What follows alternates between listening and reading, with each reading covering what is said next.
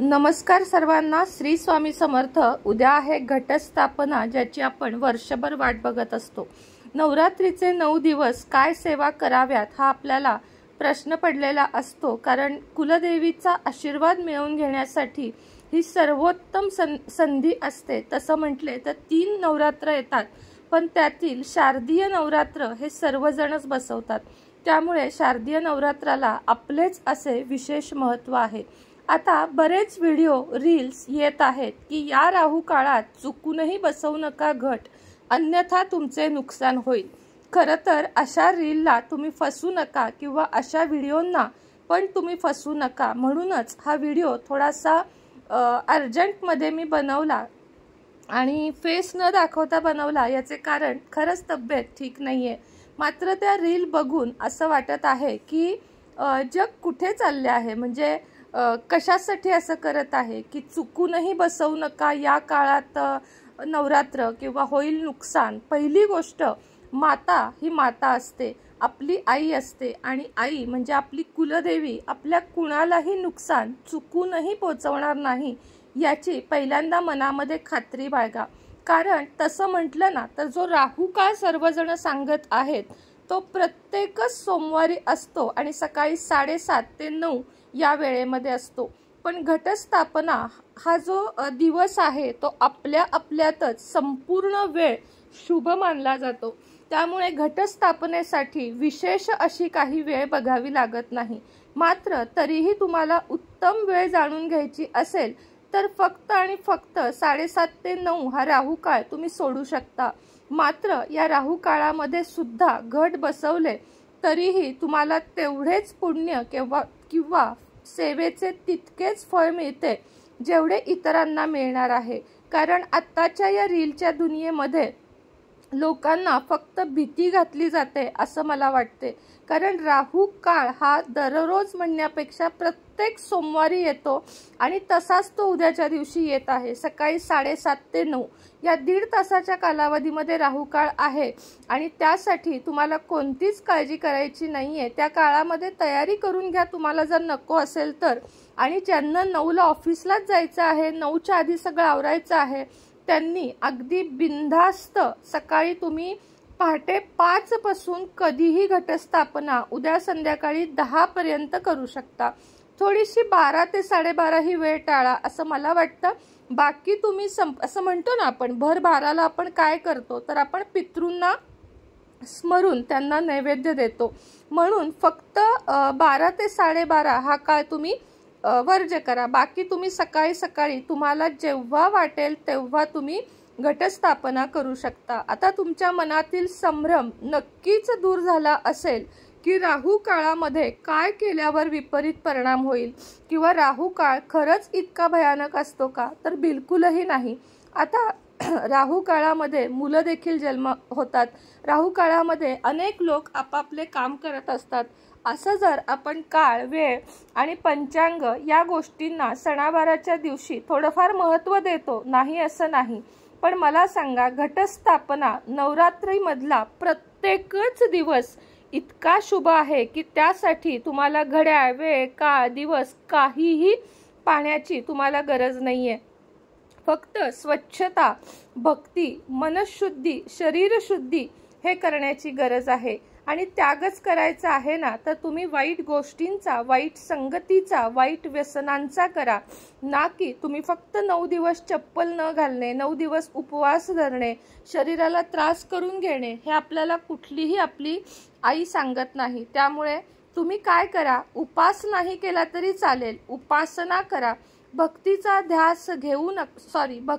धाक घेऊ नका, भक्तीचा ध्यास घ्या, तुमच्या आयुष्याचे कल्याण झाल्याशिवाय राहणार नाही। माझ्या मते तुमचे राहू काळाबद्दलचे सर्व प्रश्न मिटले असतील। मीही थंबनेलला तेच टाकलेले आहे की चुकूनही बसवू नका या राहू काळामध्ये घटस्थापना, कारण लोकांचा मनातील गैरसमज मला दूर करायचा आहे। असे थंबनेल बघितल्यावर लोक पटकन येतात आणि त्यासाठी असे थंबनेल वापरून आजकाल व्हिडिओची जास्त हे चाललेली आहे आणि त्यामुळे अभ्यासपूर्वक जे व्हिडिओ करतात त्यांचे व्हिडिओ मागे पडतात आणि भीती जे घालतात त्यांचे व्हिडिओ पुढे जातात। त्यामुळे मैत्रिणींनो, योग्य ती माहिती आणि योग्य त्या गोष्टी जाणून घेऊन आपल्याला जसे बरे वाटेल, ज्या पद्धतीने आपल्याला करावे वाटेल त्या पद्धतीने सेवा करा. फक्त अखंड दिव्याची काळजी घ्या. आपले जे हे हिरवेगार धन उगवणार आहे त्याची काळजी घ्या. दिवा शांत होणार नाही याची काळजी घ्या.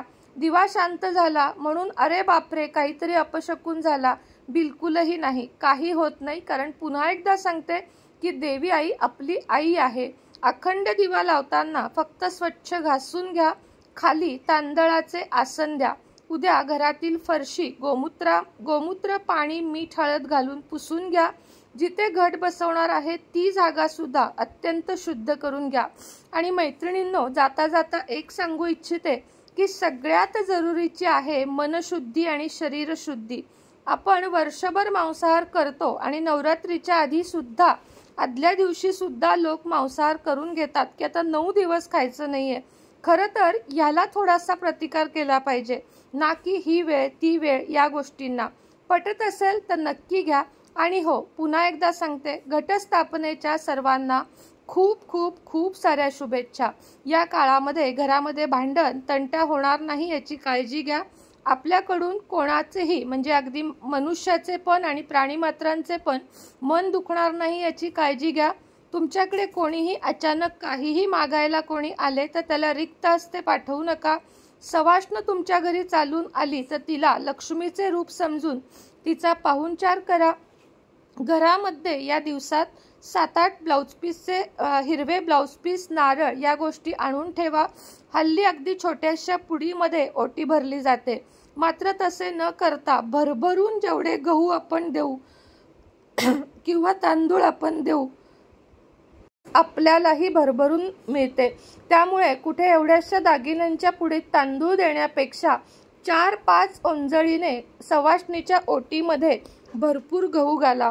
आणि हो, अजून एक सांगू इच्छिते, चुकून माकून तुमच्याकडे कोणी चुकून माकून असं नाही, असं पण तुमच्या घरात तुमची सासू, जाऊ किंवा तुमच्या शेजार पाजारचे कुणी विधवा असेल आणि ते आले तर त्याला तुम्ही अजिबात डवलू नका. त्यांचाही पूर्णपणे पाहुणचार करा.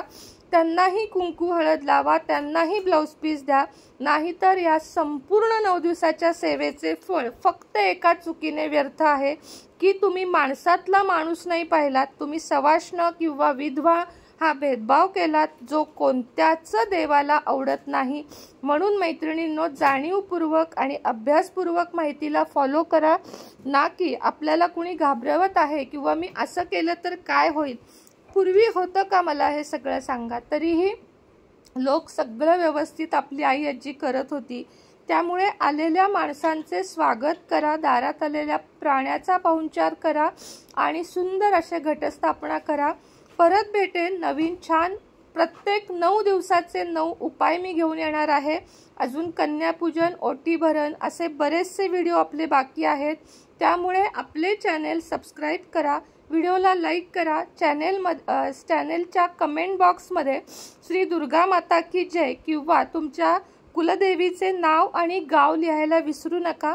मलाही जाणून घ्यायला आवडेल की तुमची कुलदेवी कोणती आहे आणि कोणत्या गावाला आहे.